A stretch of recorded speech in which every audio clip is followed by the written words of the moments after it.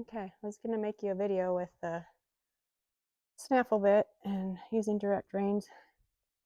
I was going to use one of my Mustangs, but Texie volunteered, so he's got just a smooth snaffle in. Kind of hard to see, I got these bit guards on it, but I would put it in Hondo's mouth where it's just comfortable, usually just like one wrinkle. And you could use a smooth snaffle. I don't think you need the twisted wire.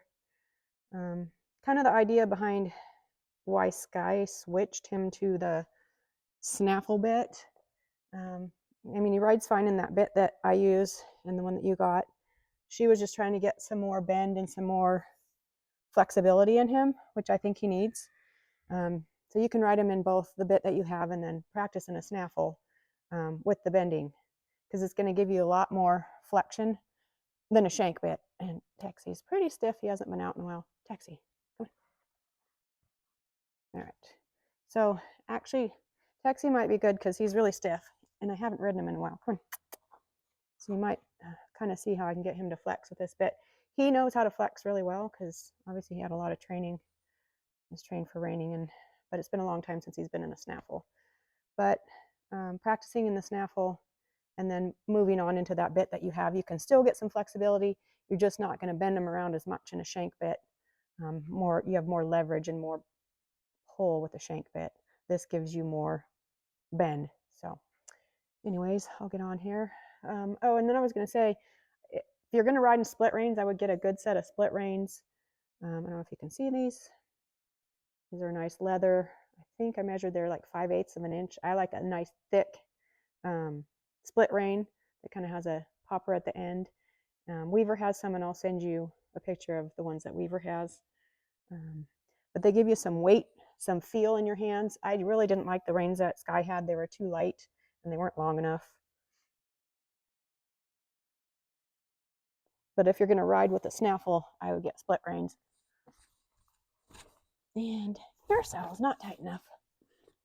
Now, all of my horses like to blow it out, so I'll usually do 3 different times that I cinch up the saddle. I start just a little bit when I'm saddling, do a little bit more, and then before I get on, I usually do one more. I don't get cinchy.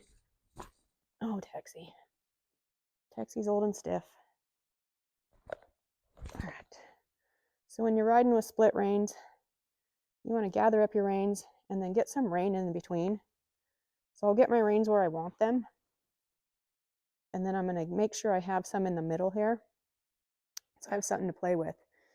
And I've usually got, I like to have a pinky in between. I don't know if you can see this. Texie, come over here. All right, whoa, whoa, whoa.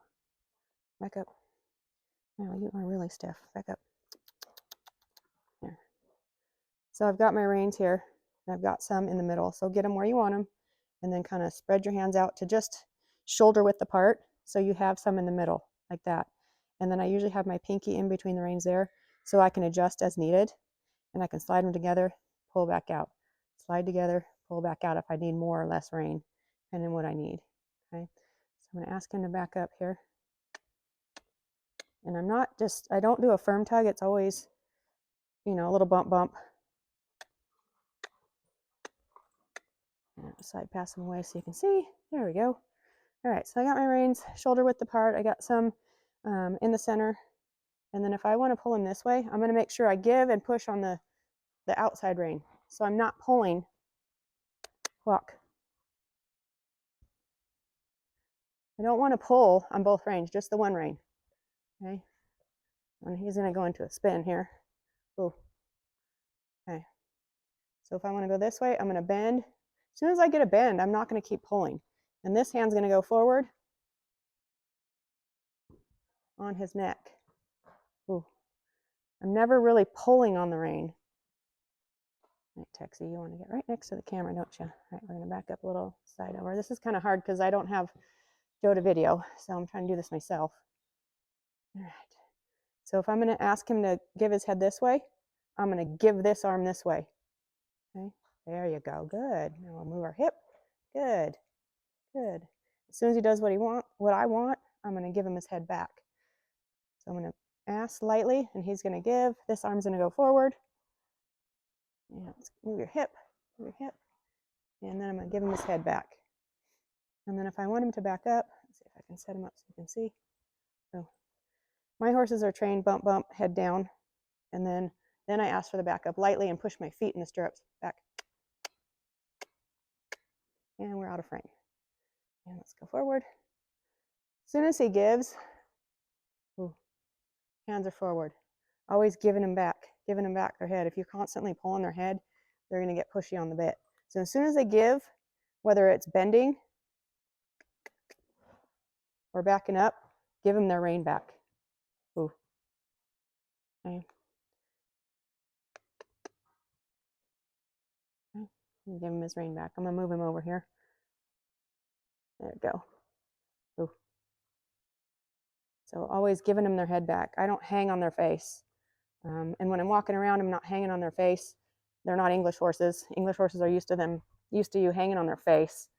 Western horse, I don't hang on their face. Texie's kind of being a lazy man today because he hasn't been out in eons. But I'm not hanging on his face when I'm riding. I'm giving him his head. If I need to take a hold of him, then I can. But I'm not going to hang on his face. And he should become pretty light where you just have to bump. He's going to turn, bump. Okay, we're going to go the other way. Bump, bump. Kind of come back to your hip. Bump. Good. Back this way. And woo. Back, back, back. See, I'm not even touching his face. Whoa. He's already backing up. Good job, bud.